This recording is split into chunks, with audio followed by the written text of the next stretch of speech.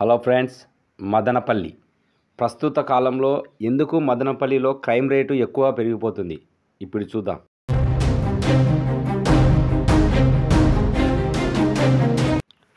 మదనపల్లి అనేటువంటిది ఆంధ్రప్రదేశ్లోని అన్నమయ్య జిల్లాలోని ఒక ప్రాంతం. ఇది రెవెన్యూ డివిజన్. చాలామంది అంటారు భారతదేశంలోనే అతిపెద్ద రెవెన్యూ డివిజన్ అని, అదేవిధంగా ఆంధ్రప్రదేశ్లోనే అతిపెద్ద రెవెన్యూ డివిజన్ అని. 11 మండలాలు ఇందులో ఉన్నాయి.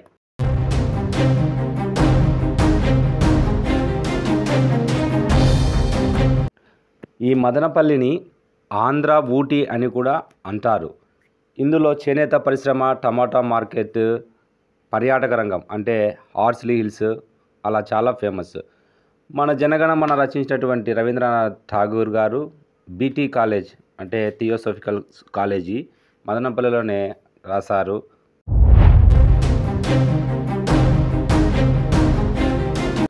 అదేవిధంగా జిడ్డు కృష్ణమూర్తి గారు నిర్మించినటువంటి ఋషి వ్యాలీ స్కూలు, బ్రిటిష్ వాళ్ళు నిర్మించినటువంటి జేసీఎం చర్చ్, అదేవిధంగా ఆరోగ్యవరంలో ఉన్నటువంటి హాస్పిటలు. సో చాలా ఉన్నాయన్నమాట మదనపల్లిలో. చాలా మంచిగా ఆహ్లాదకరమైనటువంటి వాతావరణము, భూ నైసర్గిక స్థితి అన్నీ కన్వీనియంట్గా ఉంటాయి అక్కడ. దాదాపు 1,50,000 పైగా జనాభా, 80% అక్షరాస్యత రేటు ఉంది. ఇటువంటి మంచిగా ఉన్నటువంటి ఈ యొక్క మదనపల్లిలో ప్రస్తుతం ఎందుకు క్రైమ్ అనేటువంటిది పెరిగిపోతుంది?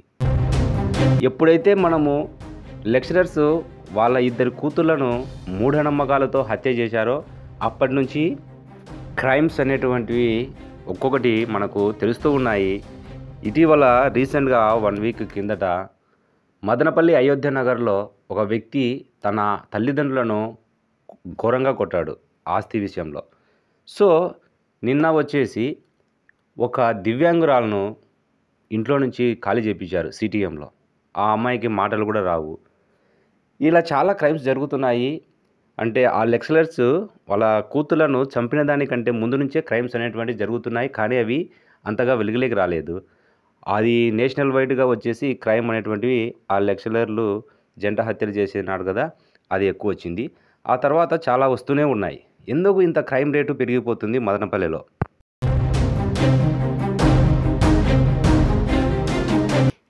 గతంలో 5 సంవత్సరాల వయసు కలిగినటువంటి ఒక చిన్న అమ్మాయిని ఒకడు వెళ్ళి రేప్ చేశాడు. ఆన్లైన్ పరిచయం పేరుతో ఒక అమ్మాయి ఒక అబ్బాయి నుంచి డబ్బులు వసూలు చేసింది.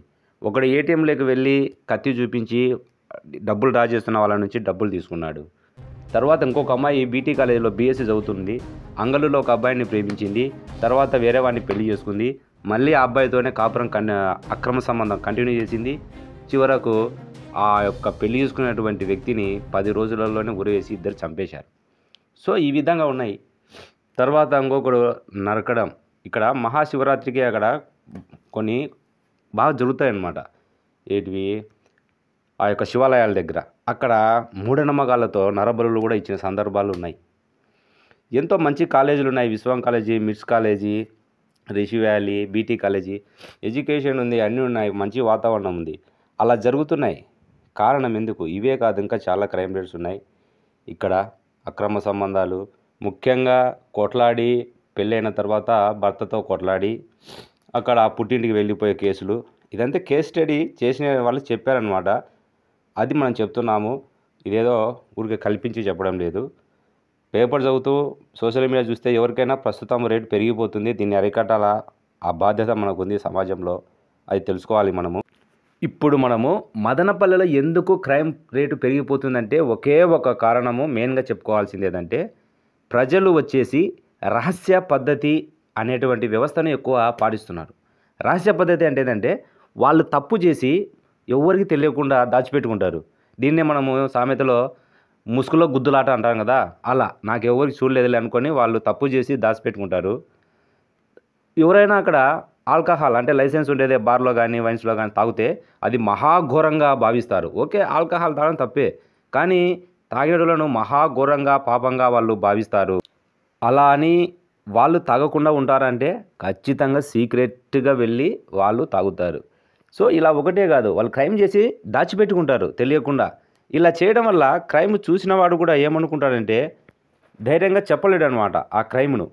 అరే వీడు తప్పు చేశాడని చెప్పలేడు. అంటే ప్రజలలో చైతన్యం అనేటువంటిది లేకపోవడమే ముఖ్య కారణము. తర్వాత మూఢనమ్మకాలు. సో ఎడ్యుకేషన్ అయితే ఉంది కానీ సరైన రూల్స్ రెగ్యులేషన్స్ పాటించడం లేదు వాళ్ళు. ఊరికే చదువుకోవాలంటే చదువుకోవాలి అంతే. ఆ యొక్క ముసుగులో గుద్దులాట అంటే సీక్రెసీ అనేటువంటిది పోవాలి ఫస్ట్ వాళ్ళకు. పోయి ఏదైనా రియాలిటీగా నీతి నిజాయితీగా 10 మందికి చెప్పుకోవాలన్నమాట. అలాంటిది రావాలి వాళ్ళకు. అలా వచ్చినప్పుడే అక్కడ వచ్చేసి క్రైమ్ రేటు తగ్గుతుంది. వీళ్ళు ఇలా ఉండడం వల్ల ప్రజలు పోలీసోళ్ళు కూడా ఏం చేస్తున్నారంటే పట్టించుకోవడం లేదనమాట.